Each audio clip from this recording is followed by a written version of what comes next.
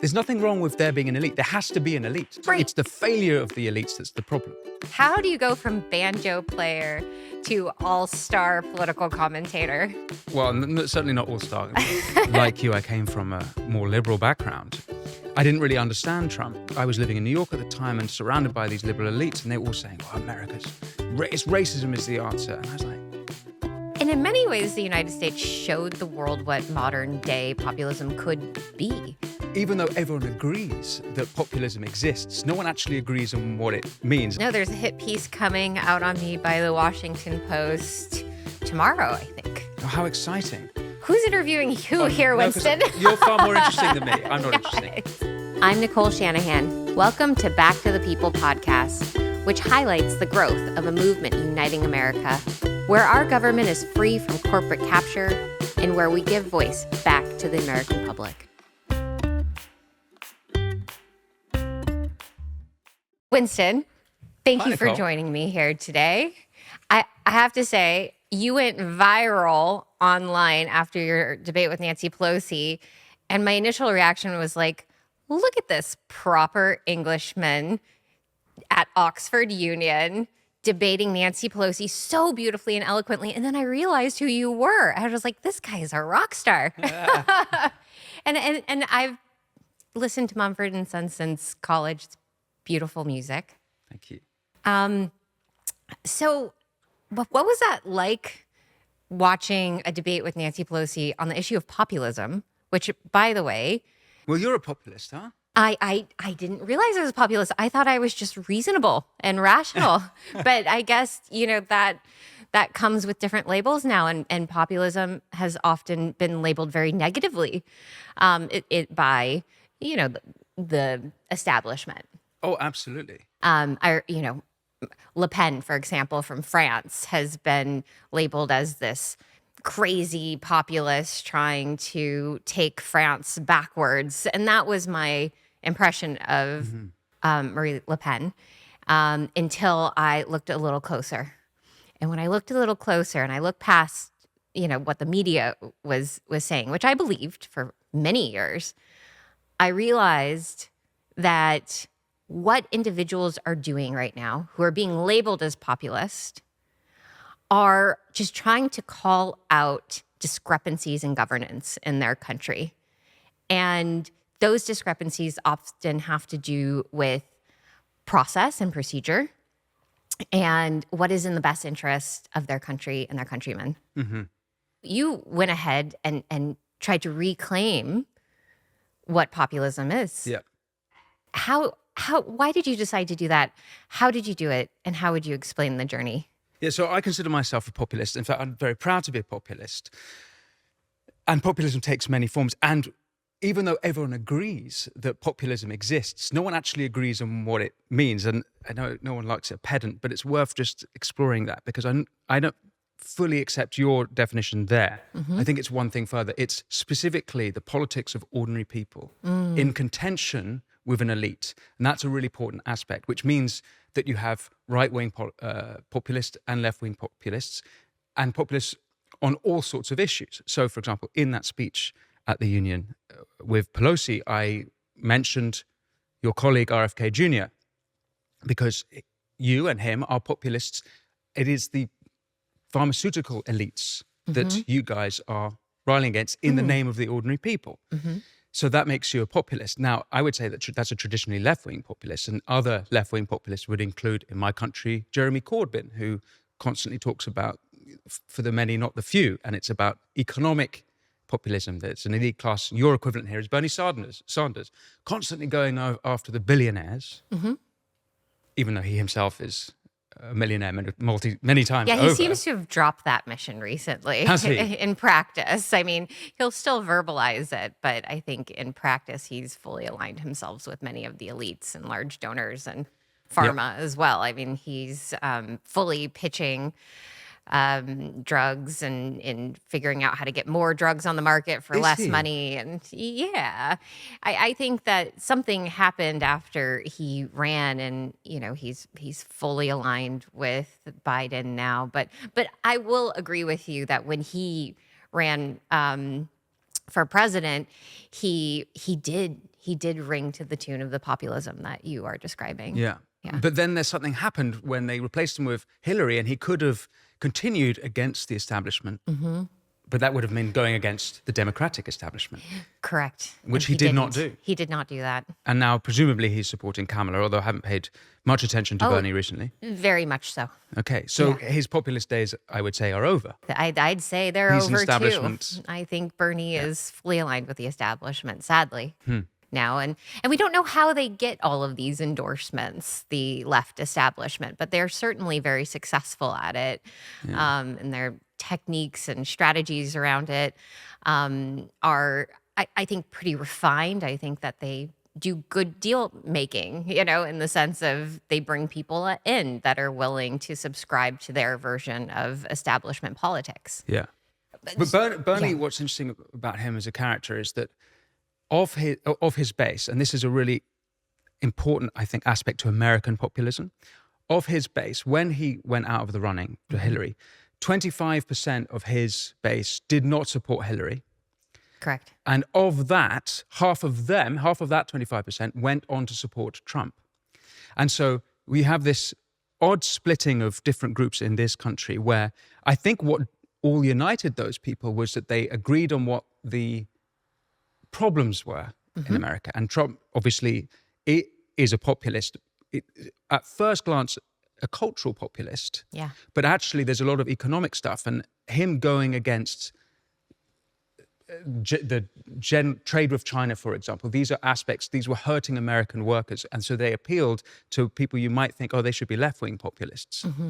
Now, American populism, I think the American populist story, it's hard to know when exactly to start, but the modern era of populism, I could say it's very interesting to look at the battle for Seattle in 1999, because at that time, this is when the WTO, there's some deals that wanted to be broken with the WTO, more free trade, and you had what was largely a left-wing populist mob, I think about 40,000 people on the streets of Seattle, and you had the anarchist types, you had the environmentalist types, what would now look like a cliche And left-wing Occupy group. Wall Street, which was a very successful grassroots populist. And very much left-wing. And left-wing, yep. Now, Battle for Seattle also had the likes of Pat Buchanan. So there were conservatives or paleo-conservatives. You mentioned Occupy Wall Street. That was swiftly soon followed by the Tea Party movement, which was a right-wing version of the same.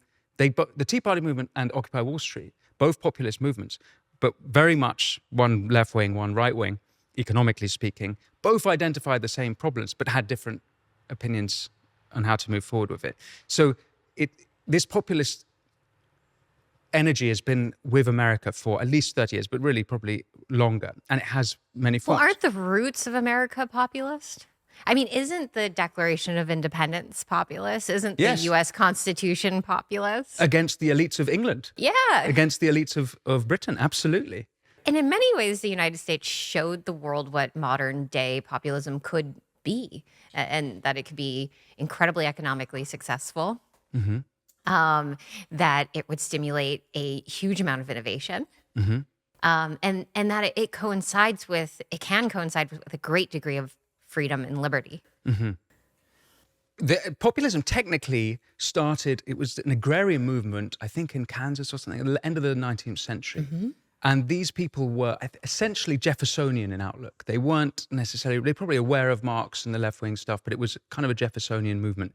So again, worth saying, the term, it has been a different thing at different points in history. I would say that even though, yes, I agree that America was founded by populists in that sense, technically speaking, but you can't be there's nothing wrong with there being an elite. There has to be an elite. There has to be someone running the country. So it's not that, it's the failure of the elites that's the problem. Correct. And that's, going back to my very simplistic definition of populism, it's calling out inconsistencies and incompetence in governance, right? And that's how I've kind of dissolved it down to just that very simplistic form is where is reason and ration in governance? Where is accountability? Where is, we expect a certain level of performance from our elected officials. We also rely on our legal system to ensure there's due process. So that when there are failures, people are left with a voice. Mm-hmm. And perhaps, again, hearing about how you think about populism, that it's not necessarily a left or a right thing. It's really about people having a voice. But before we go into that, I am very fascinated with your journey.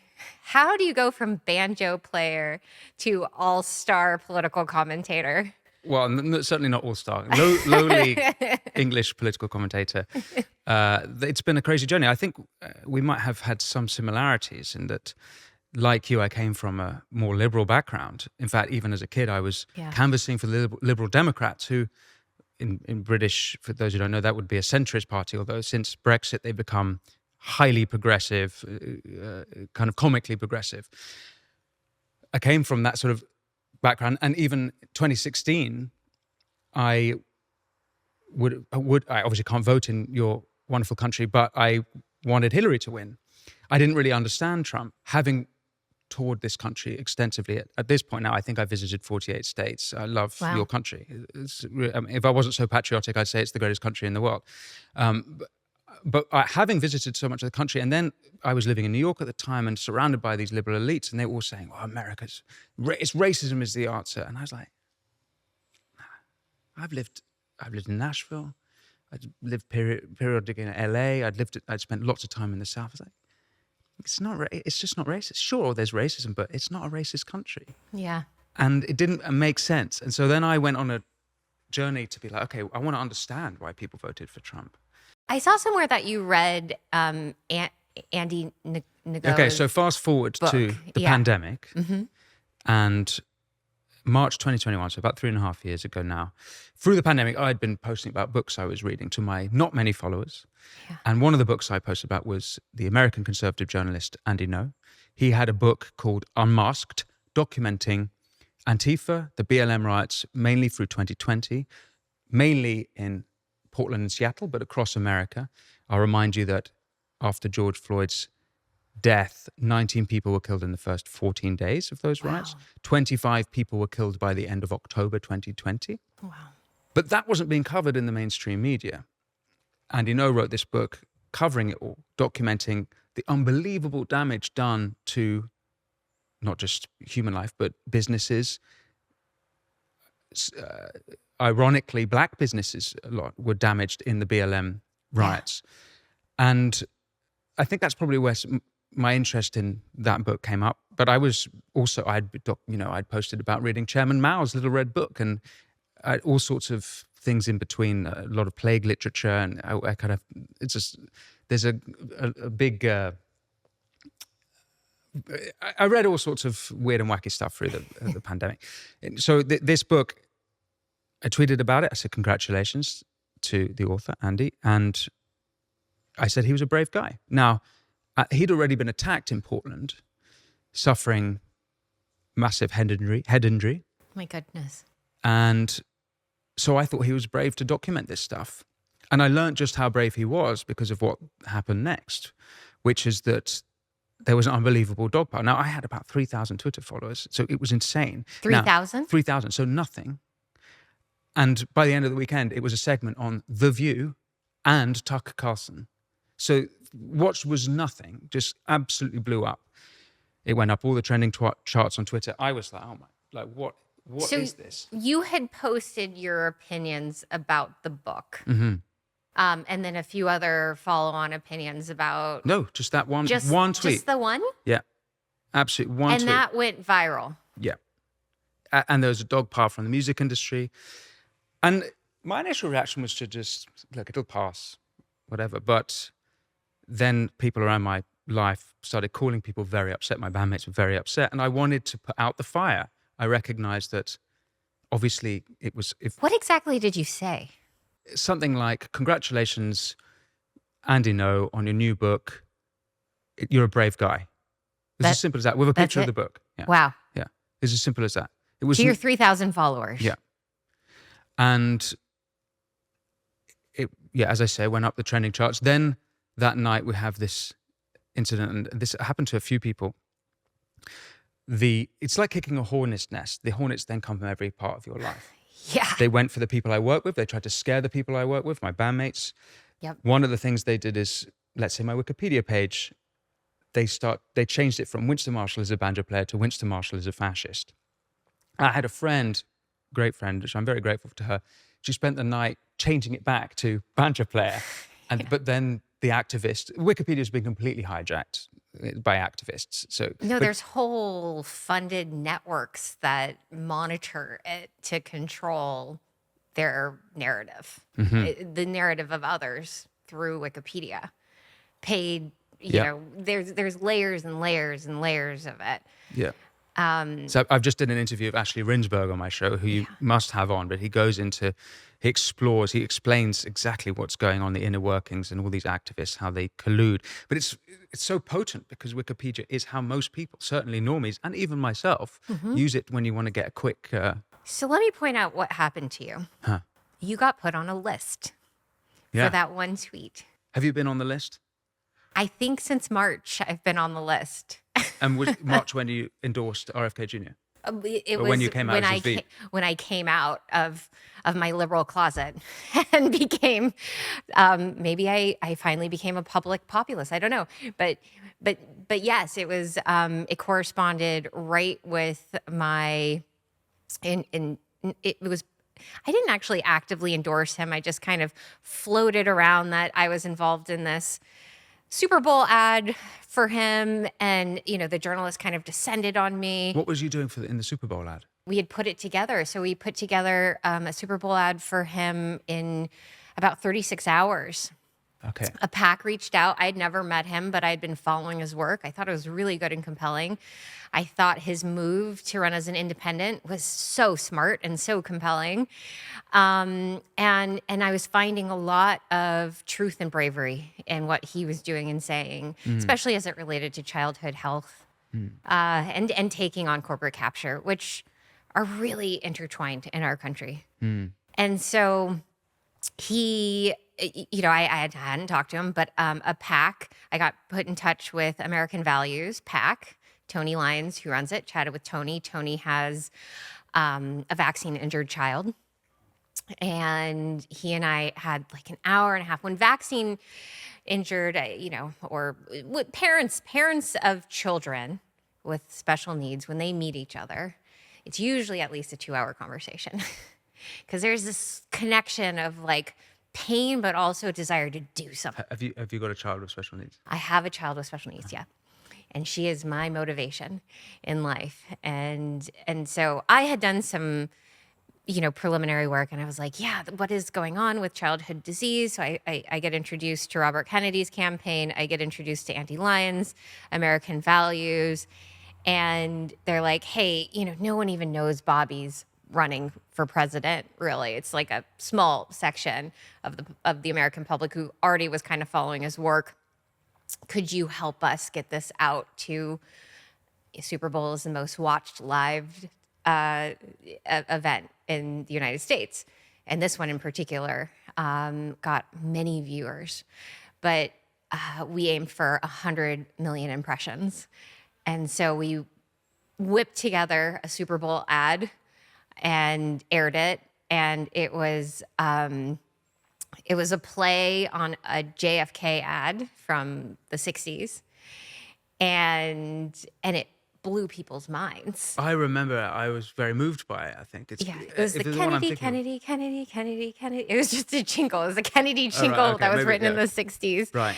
No, it was really actually quite goofy. Oh, maybe I haven't seen that one. Yeah, we'll share it with you. But it takes the old ad and it puts Bobby Kennedy Jr. in it. And anyways, so that thing runs and the internet goes insane. They're like, what the hell did we just see? It was a little psychedelic as well. Right. Because it was like seeing an ad from the 60s. During the Super Bowl, we have all these really modern, high definition ads. And then you have this one from the 60s. It blew people's minds. So it goes really viral. People are just like, what the hell? Who is this Bobby Kennedy guy? We see a spike in search results.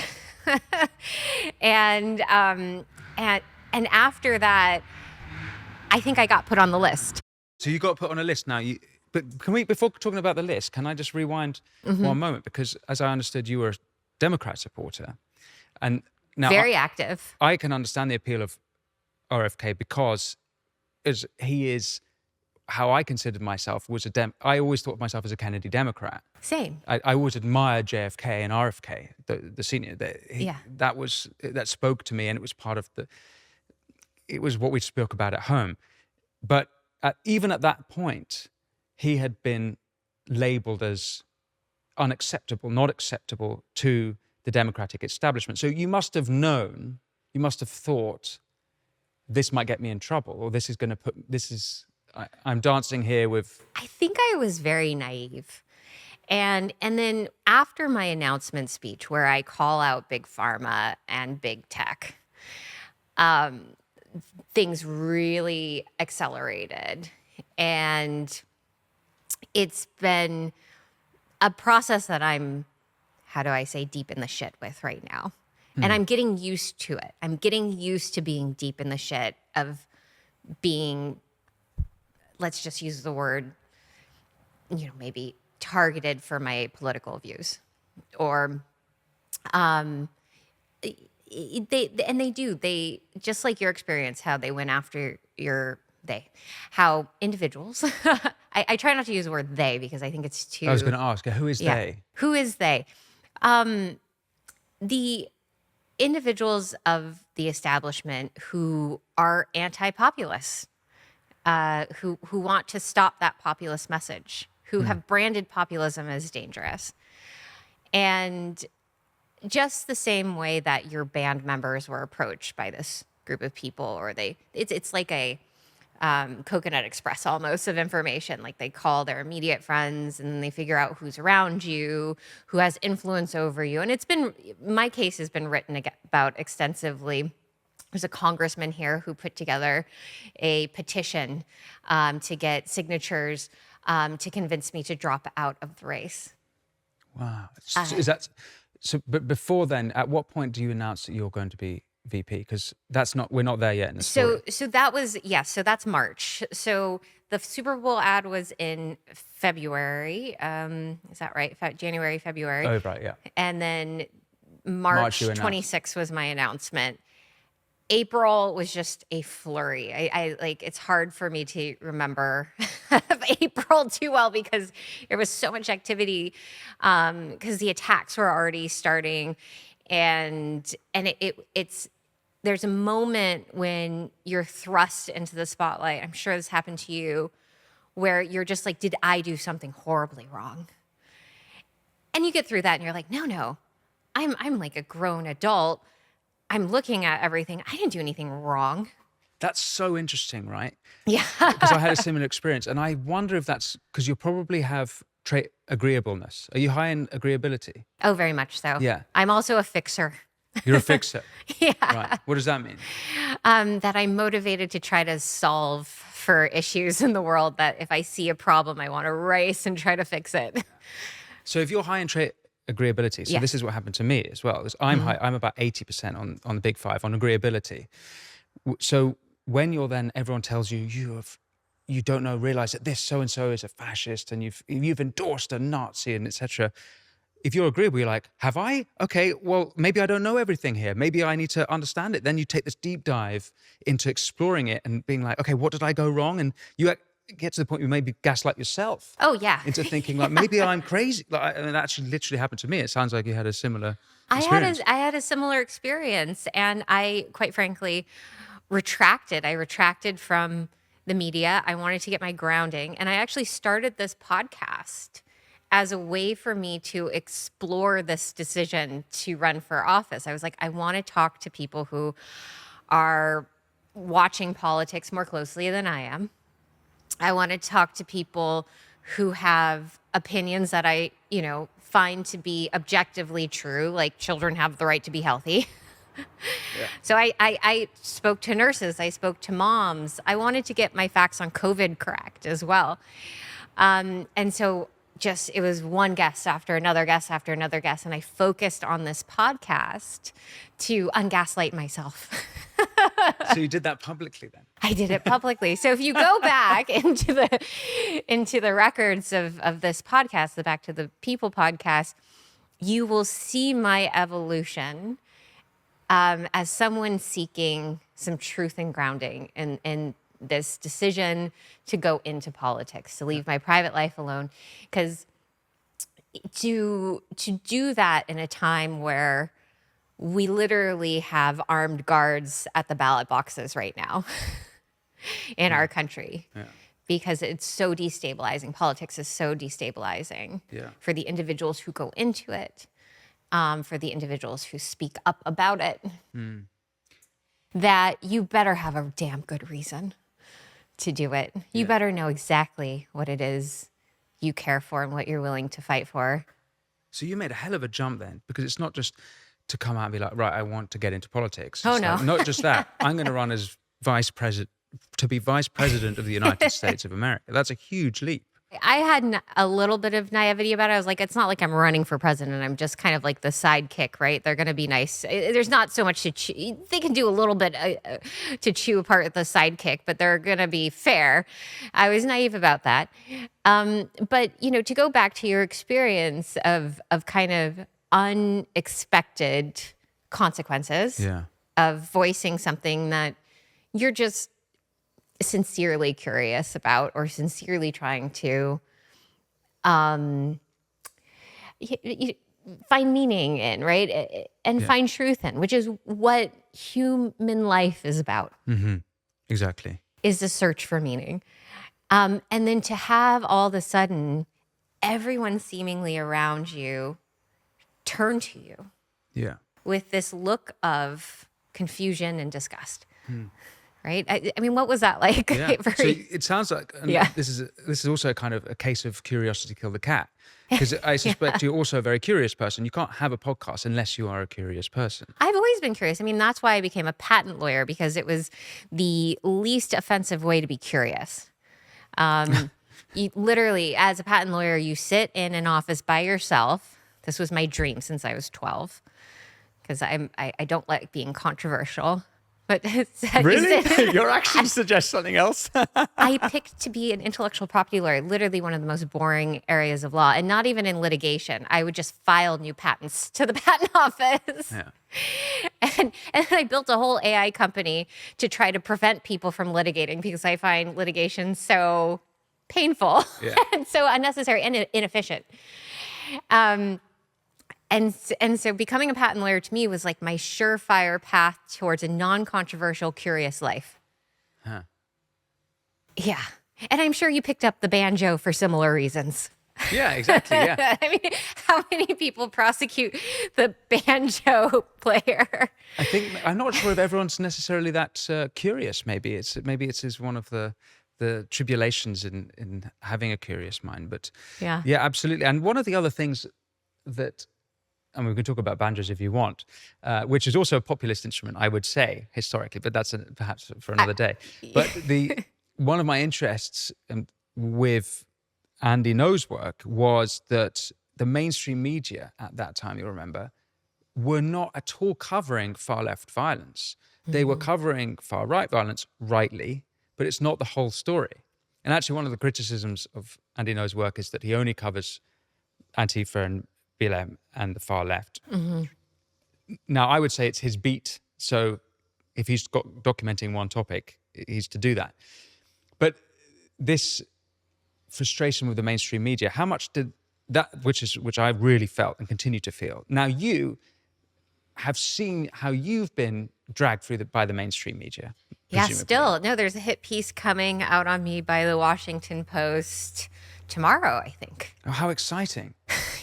What can we expect?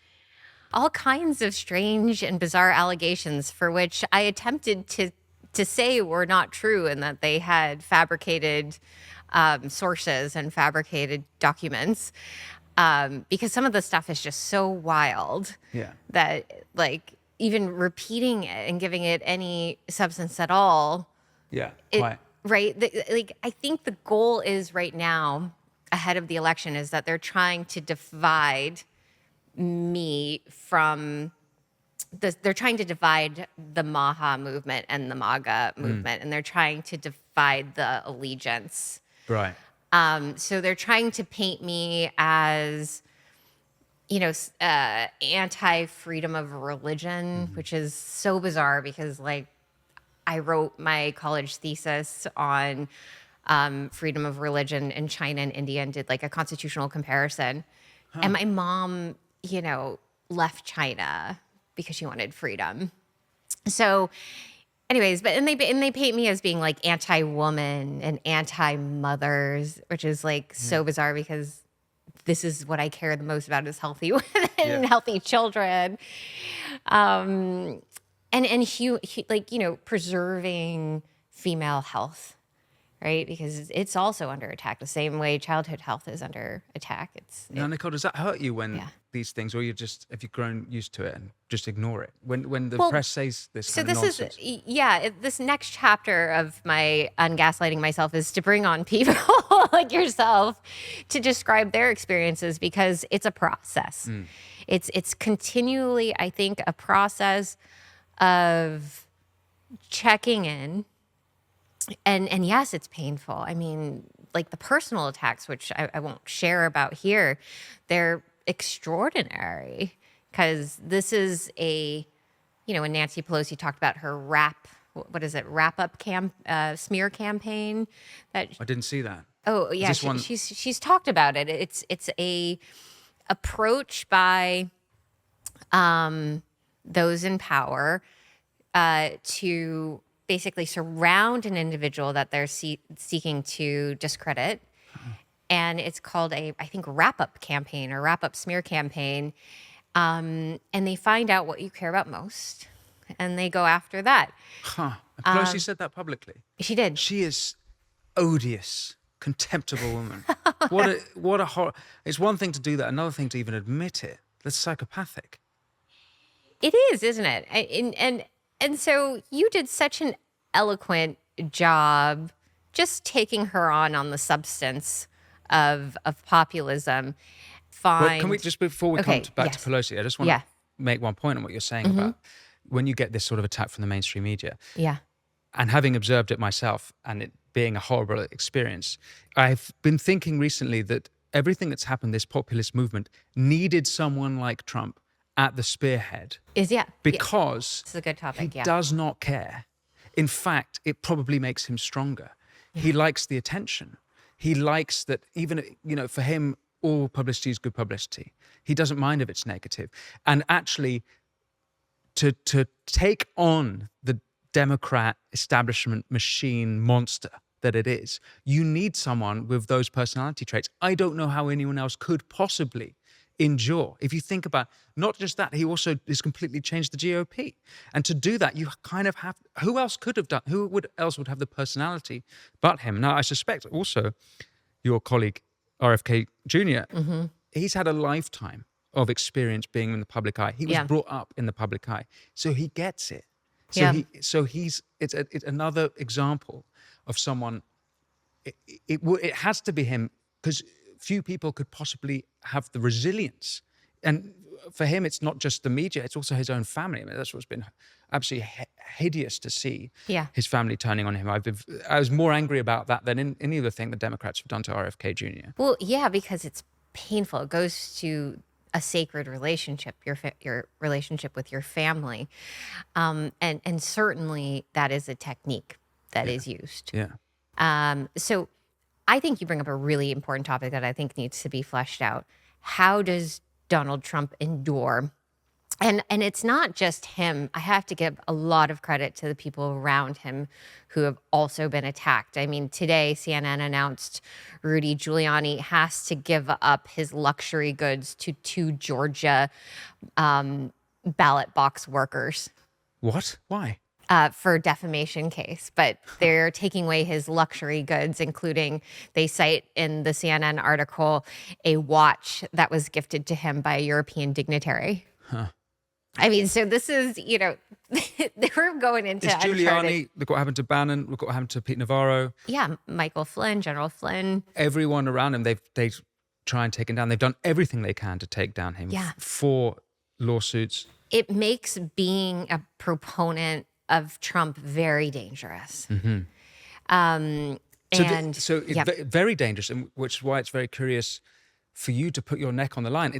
Elon Musk is another great example of this. There's only downside for Musk Why do it? Because he could have just kept his mouth shut, carried on. He's sacrificing a lot to do that, to put his neck on line. Anyone who comes out in support of Trump, you're going to just get the machine coming out after you. Yes, very much so. And they dial it up based on how close you get to him and what functions you play on his behalf. And so for me, I'm looking at this and I'm like, I've never actually met Donald Trump to date. Bobby made the decision to suspend and endorse him. My job as vice president is to support my candidate. Yeah. We consulted with it. I have to say I was very impressed by Donald Trump. The same day he was nearly assassinated in Pennsylvania, he called Bobby back that evening to talk about childhood health. Wow. That video was leaked, actually. I did see the conversation. It was leaked, yeah. Yeah. Unintentionally. Just, stuff happens. But it was, for me, I've been as much a spectator of this as I have been a participant. Watching it all has made me realize that there has to be a unified approach to addressing the they, right? You're like, who is they? They did this, they did that, but who is they? And how do we try to connect with the they with some bit of humanity and restoring some degree of peace and understanding? So the they is, mainstream media. They're a big they. They're a tool of the bigger they. Yeah. And then if you look at who owns these outlets, right? Washington Post, owned by Jeff Bezos, major Democratic donor. Their editor-in-chief is Matt Murray, who was previously at the Wall Street Journal, whose big job there was to take down Elon Musk. So now he's moved over at the Washington Post to do similar kind of work. The Atlantic, owned by Laurene Powell Jobs, major Democratic donor. So elite tech people. The New York Times. Yeah, We just New heard York that Soros has just bought 200 radio stations. You note, Yep. no one bats an eyelid about that. This morning, I've just learned how there's an English group called the Center for Countering Digital Hate, who have a leaked document by Matt Taibbi saying that their main objective is to kill, quote, kill Musk's Twitter. Now, you see, this is the machine I think we're alluding to. It's the institutions, it's all these organizations, it's mainstream media, we could have this conversation, talk about university capture. The blue blob is huge, and they don't even realize it themselves. So that's why it's curious to see Musk buys Twitter, and that for them is suddenly a threat to them. So the Reds have one piece of the pie, one slice, and for them it's like, he's the devil, we've got to take him down. So it's very deep, the they. But then there's also, here's the thing which maybe you might have been alluding to earlier about how do we be reconciling to the people, because if half of America are going to vote for Kamala. We don't know. I mean, the polls are leaning, as we speak, more towards Trump. Right. But certainly last time, half of America voted for Biden. The time before that, half of them voted for Hillary. That's the people you want to be conciliatory with, I presume, right? So how does one be conciliatory to them? I think this now takes us to religion, because that's the only answer I have found. Yeah. Because you can't fight that kind of behavior, which is really cruel behavior, with being cruel back. Doesn't work. Makes the situation worse. You can attempt to stay stoic, strong, and seek to bring the truth forward and ally with truth seekers, which is what's happening, I have to say. You're experiencing it, and I'm experiencing it as well. And then the final piece is really trying, there's still a bit of reason in people, and you don't know where it is and who's influencing it, but trying to reach that point of reason. And really what started me on this journey was understanding that reason and logic is actually a God-given gift. The Greek said it was a gift from Persephone to our world.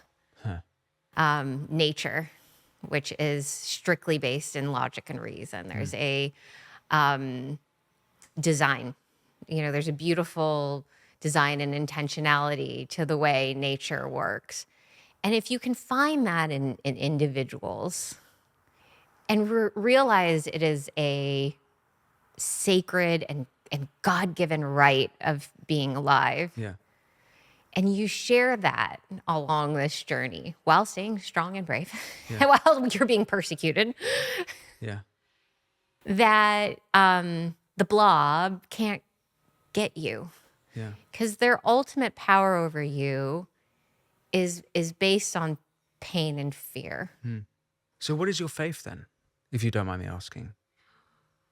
Well, I You mentioned assume religion, I assume we're like a similar age. I mean, I was an alternative loving person, right? Alternative music, alternative religions. I backpacked through Asia in college and loved Buddhism and studying ancient forms of mysticism, and was really inspired by that. And honestly, I've always had Christianity running in the background. Whether it was a high school I went to St. Mary's. It was a Catholic high school in Berkeley. But it was always running in the background, but I didn't get it. I didn't need it, perhaps. Yeah. But now I need it. The Christian aspect. I need the guidance of what I think Scripture offers. And there's I can't say outrightly that I'm Christian, but I will say that of all of the religious books I've read in my life and the philosophies, that there's like Greek Gnosticism that really preceded, if you think about Jesus's time on this earth.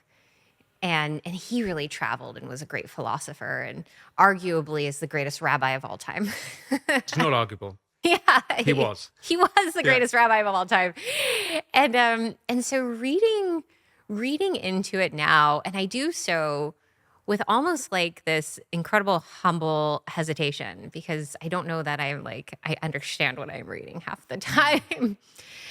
But you're drawn to the Christian scripture. I am. Yeah. Never expected this outcome. But there's something about reading like Psalms 23 that has been remarkably comforting for me. What is Psalms 23?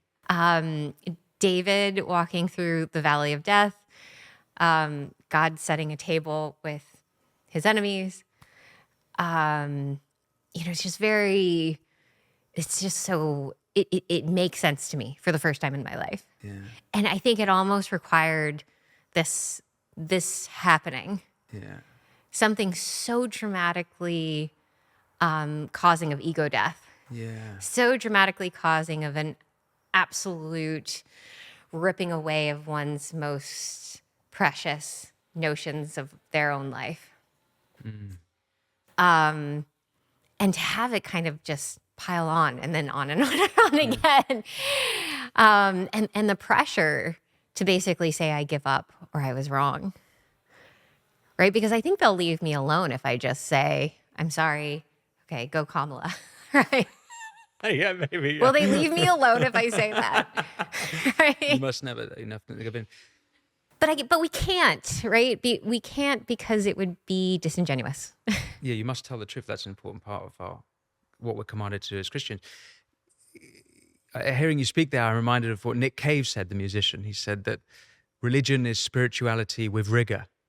And although I didn't have the same journey as you, I was for most of my 20s an atheist. Not a very good atheist. I was far too sanctimonious. Well, maybe that's part of the course of atheism. But I came back to Christianity through a painful divorce. And then through all of this, my life now, having left the band and being not on the same sort of front line that you're on, but similarly feeling it in my country, you're kind of under constant attack. And it does feel like a spiritual warfare. And it does feel like chaos. And for me, knowing Christ has been my source of strength, and a reminder also to keep hold of my soul no matter what. Like, that's all you've got. They can take everything else, but they can't take your soul. So for me, all of this does feel like spiritual warfare. And I've heard this from a few people who get caught up in it. It does feel like an attack on your, not just your body. And then it does end up feeling physical, but it does actually end up feeling physical. And interestingly, I've heard of people saying it even shows up in their dreams. Oh, yeah. I've heard stories of people being in studios and just being quiet, not saying anything. Politics, this is another classic thing I remember from 2016 around that election, is that everyone was talking about politics all the time. And it was like, fuck Trump, da, da, da. And then eventually it comes around to you and you're like, well, what about this policy? Like, I think what he said about NATO is probably right, actually, or I kind of think he might be right about this. Yeah. Then it's not that you're contradicting them. You're the person who brought up politics. They're not even aware that they brought it up. You're the one who brought it up. Now, what's crazy about it from the point of view of the artist is that if you're, let's say, a musician, you're in the studio, you're ready with your guitar, if in your mind you're self-censoring, you're like watching your words, that's also going to affect your output. You're going to be careful about everything, every aspect, every movement of your body, every note you play with your fingers. It crushes the arts. It's unbelievably damaging. And you've seen, it's very apparent in comedy. You see it particularly like the fall of SNL, for example. Yeah. Where they were, not even that long ago, maybe 2010 to 2015, SNL had a great period. There was an unbelievable talent coming through, maybe even 2005 to 2015. Since Trump, 2016. I've stopped watching it. I stopped watching it. And here's a counterexample. The biggest comedy in America now is Kill Tony. Have you seen this show in Austin? Yeah, I've seen clips from it. It's very funny. And they've gone, it's just, not only are they saying what they think, they're being unbelievably provocative and unbelievably rude, and it's hilarious because it's like a valve for America. People they need to be able to speak. You need to be able to say. That's how your soul dies if you don't speak up. And you might be wrong, and that's okay to be wrong. But shutting up is going to kill your soul. When you hear about this from artists, right? You hear about this like soul, this torturous expression with the soul, because art is an expression of the soul. So if you are censoring yourself and you can't get through that expression, arguably you can't make art. It's not arguable. That's exactly what's happening to the arts. Wow. It's killing the arts. It's why Hollywood's had such a dreadful time recently, and so many flops. It's absolutely terrible. I'm curious about your experience with Silicon Valley. I mean, obviously, we're only up the road, and you said earlier you were working in AI. I just saw this week a graph showing that donors, although it's for the last 25 years, it's skewed Democrat. Yes. But this time it's skewing the other way. It's kind of a split. There's kind of like a red, blue, kind of almost the same amount of people. Now, you're at the forefront of that.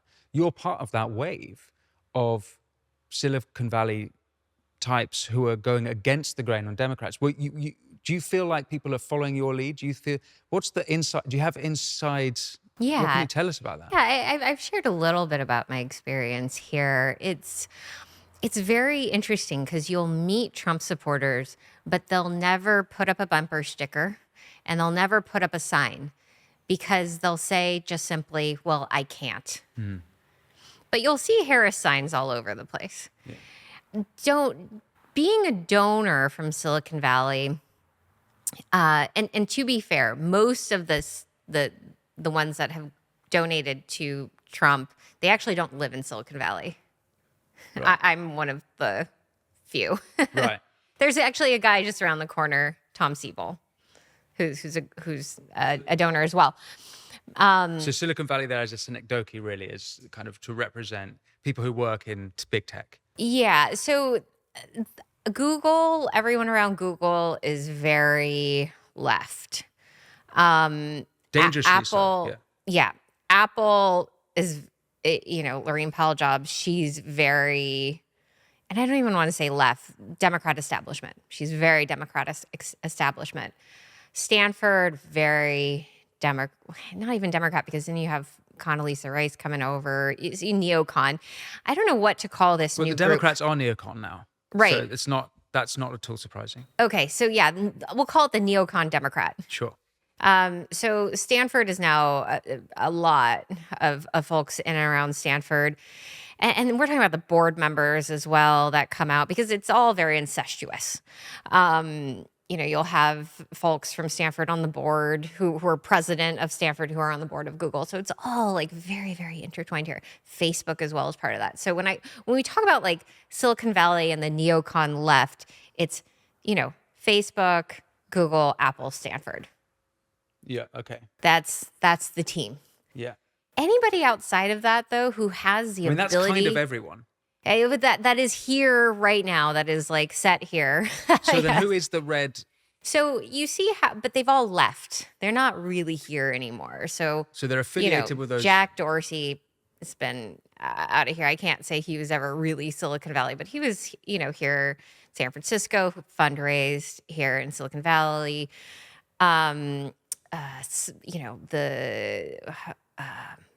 Elon, for example, and the PayPal mafia and Peter Thiel, none of them are here anymore. Right. They're all gone. So anyone who could or was allowed to think for themselves has pulled anchor and gotten the hell out of here. The ones that are forced here, and I will say forced because I think that, their headquarters are here. Their roots are in and around Stanford, or their investors are from in and around Stanford, and they actually cannot pull their headquarters because of their board, because their board is part of the blob. Those folks are the ones remaining. Okay, I see. So it's geographical. So the blue that remains is actually those who are physically here. And then the red is everyone who's pulled ship. Yeah. But you still, I suppose, would be then one of the... Are you then the sort of... Would you put yourself in the red camp or in the moderate camp? I think I consider myself an independent. I will be probably an independent. You've endorsed Trump? I actually haven't outright come and endorsed Trump. I've endorsed the partnership between Maha and Maga, which I think is brilliant, and I wholeheartedly love it and endorse it. But I have not... so much have gone out and campaigned for Trump. I haven't met the guy. Yeah. But I will say that I think his endorsement of our platform is fabulous. And I'm so grateful for that. Would you have endorsed a Maha Democrat coalition? Absolutely.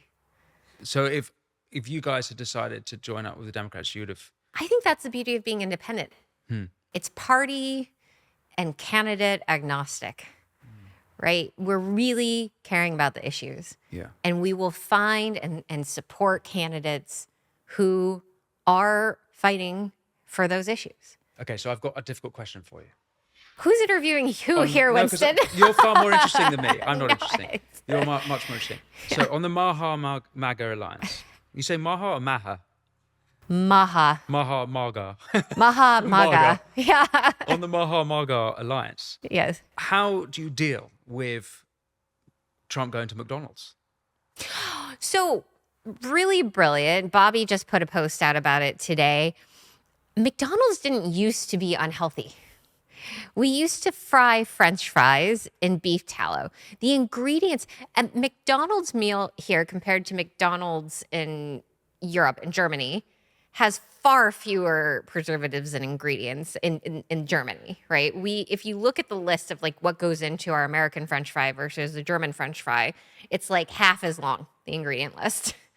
The German one. Mm-hmm. The US, they just over the years have put more and more interesting preservatives, colors, food colors, and dyes and things.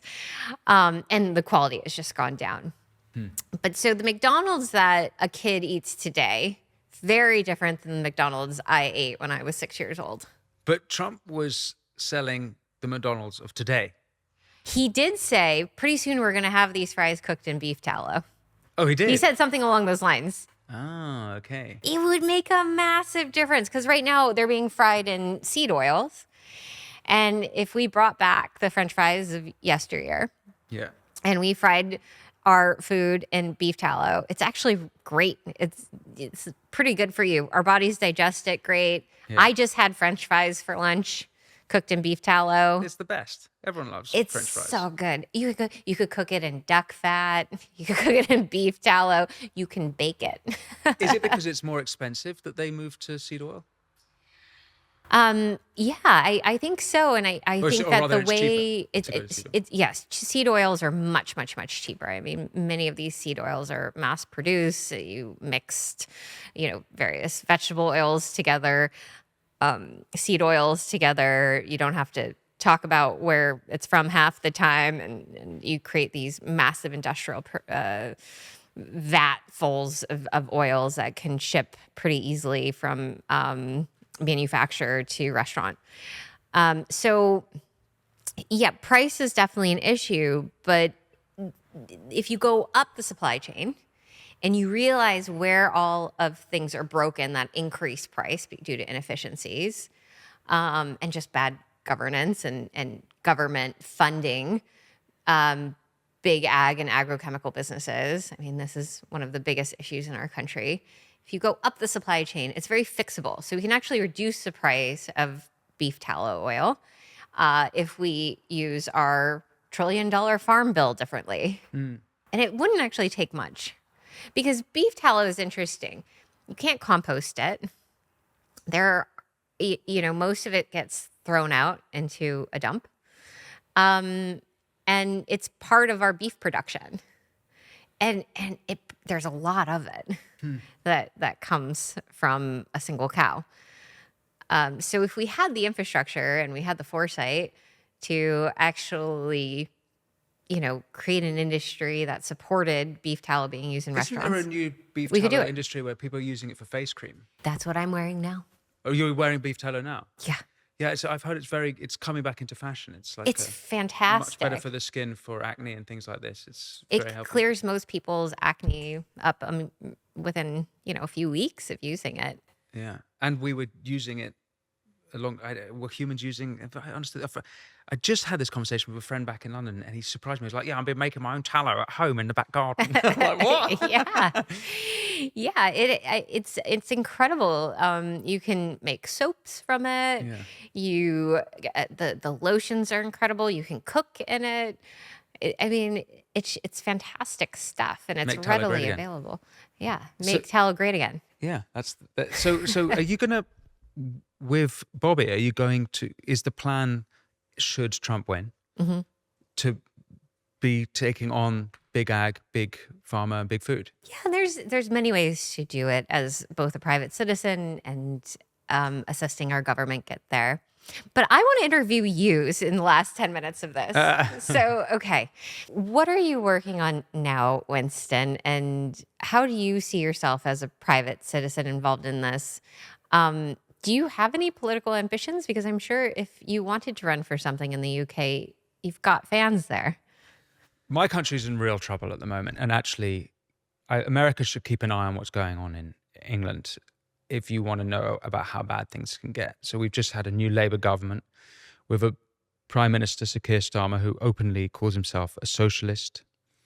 There's every couple of days there's a new scandal. Last week he organised a business summit of all the world's great businessmen and did not invite Elon Musk, which was just an absolute absurdity. The reason being, obviously, because of Musk's politics.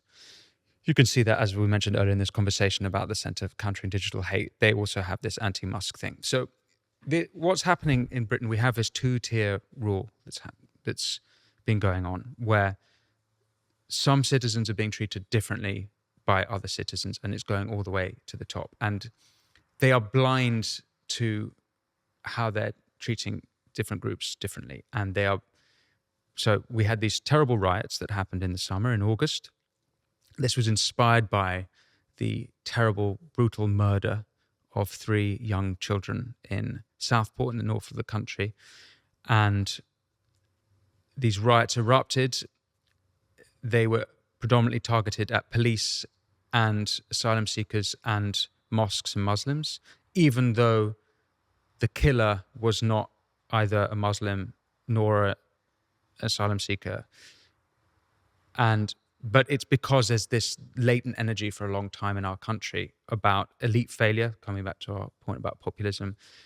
Even under the Conservatives have ostensibly acted like progressives for the last 14 years that they've had power. Free speech is out the window. I'll come back to free speech, but our Prime Minister has been, he's released 1,100 prisoners. Now, to be fair to him, our prison systems are full. Some of whom immediately reoffended, to make way to put in these people in prison, some of whom, for example, a guy called Richard Williams, who posted a racist Facebook meme, he was given 3 months in prison. A wife of a Conservative councillor, whose name I forget, Connolly, I think her name is Rachel Connolly, she's been given 2.5 years for allegedly inciting violence. Meanwhile, another terrible thing that happened this week is that someone's been criminally convicted of praying outside an abortion clinic. Mm-hmm. Meanwhile, as I witnessed in London, for example, on October 8th, the day after, obviously, 2023, there were masses outside the Israel embassy praying to a different god to the god of the man praying outside the abortion clinic, praying and celebrating Allah Akbar outside the Israel embassy, putting up flares, praying on their knees towards Mecca. Now, these people are not criminalized, just as the English, and I guess you would say the indigenous people, but not all of them are ethnically English. Mm-hmm. It's the culturally English versus the not culturally English. There's a famous example 2 years ago of an entourage of cars driving around a predominantly Jewish part of London with Palestine flags saying F the Jews, rape their daughters. They don't get prosecuted. That's not a problem. So basically, you have this two-tier system, and then you have a government who are hell-bent on prosecuting and persecuting the culturally English and the culturally British. One of the first things that Sir Keir Starmer did, which will be anathema to the ears of Americans, is he overrode the 2023 Freedom of Speech Higher Education Act. This was brought in, one of the very, very few good things the Conservatives did, and they were a disaster, really. But one of the good things they did is they brought in a free speech czar to sort out the free speech nonsense that had been happening in our universities, the same that you have here in this country. The first thing they did is they overrode that because it's essentially ideological, but mm-hmm. they basically are worried about hate speech. So you've got all this issues about hate speech growing up, two-tier system. And I think it's the same as happening in America, but this two-tier that's happening in England, just pay attention, because if certain people get their way in this country, that's what's in store. It's a preview. It's a preview. It's really important to pay attention. I think it's already happened here. If you look at the difference between how the Jan 6th people were treated compared to the 2018 storming of the Capitol after the Brett Kavanaugh appointment to the Supreme, was it 2018 Supreme Court? Around then, and they went into, now, it wasn't the same. There's different behavior. Obviously, no one died in 2018. I think 5 people died. Well, in front of the White House as well, there was all kinds of riots, a desecration of government property, no arrests. There were like virtually no, and no, I mean, I think there was no serious prosecution of, and the media didn't cover any of the individuals, didn't make them out to be monsters. So we have that actually. You do have it. Here. Look at Portland, Oregon. Mm-hmm. The federal courthouse, i.e. federal property, in the year 2020, they tried to burn down the Hatfield courthouse whilst officers were inside. Mm-hmm. And meanwhile, Trump was trying to send in National Guard. Pelosi was like, no, you can't do that. It's freedom of speech. Sorry, they're trying to kill federal operatives. Yeah. And you're saying, no, you've got to let them do it. Just watch the footage. So you asked me, what am I doing? Well, I have one of the few things I'm doing is I run a YouTube channel. I have a podcast like you do. I did a documentary, and maybe you can put links to it, about what happened in Portland, which has become one of my beats because of my association with Andy and what happened. So I know that topic well now. And if you look at the hypocrisy, the double standard, and that's one of the reasons why people are supporting you, they're supporting Trump, they're supporting Bobby, is because they're fed up of the double standards that we're seeing. Yeah. And it's not just in America, it's happening in Britain, and it's terrifying. Are you hopeful about a group forming in Great Britain? Not a group, but people are sick of it in Great Britain as well. They're feeling more and more desperate.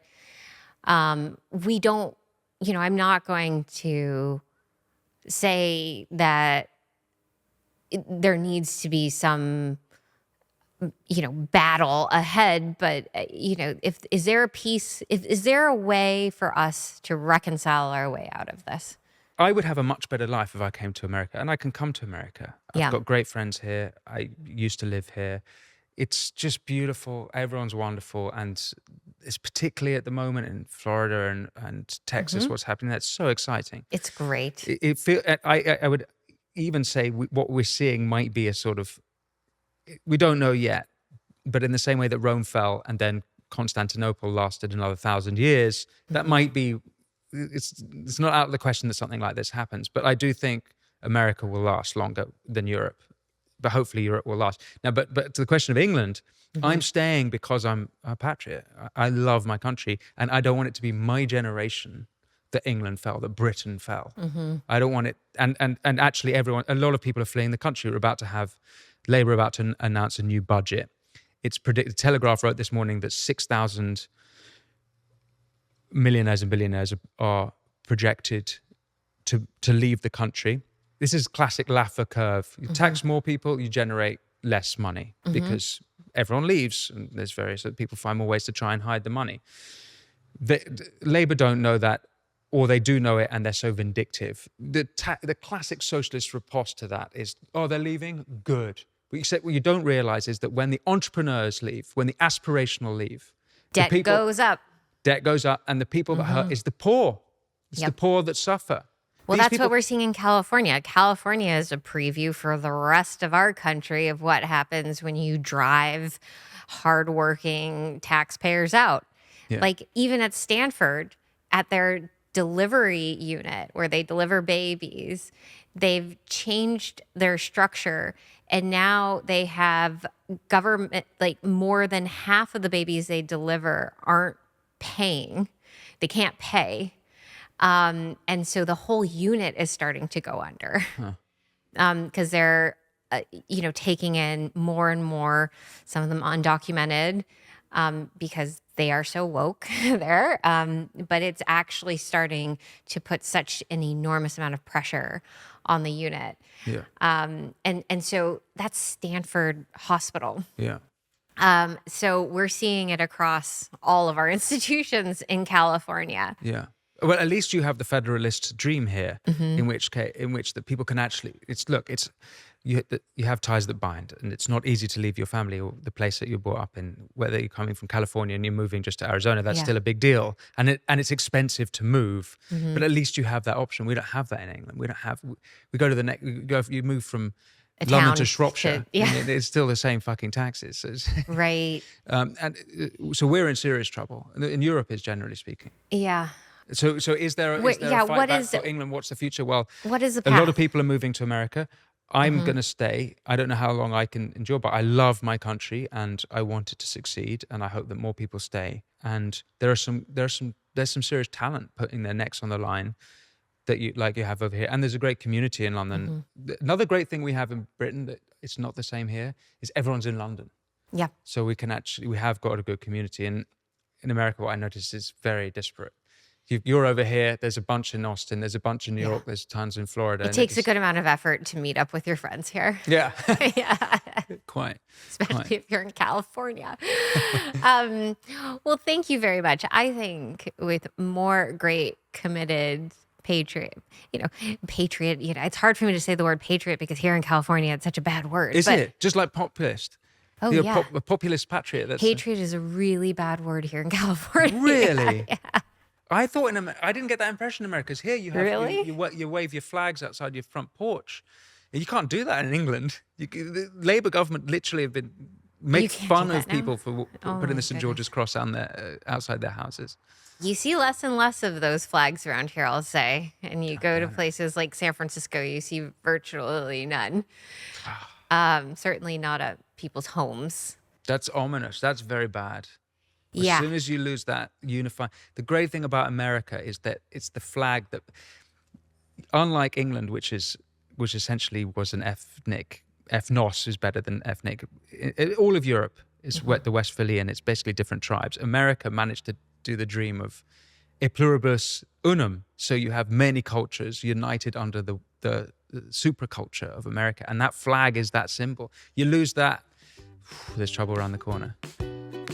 Well, I'm going to take back the word patriot, raise the flag. Let's go. It's a wonderful thing. Thank you so much. Nicole, thank you so much. Today.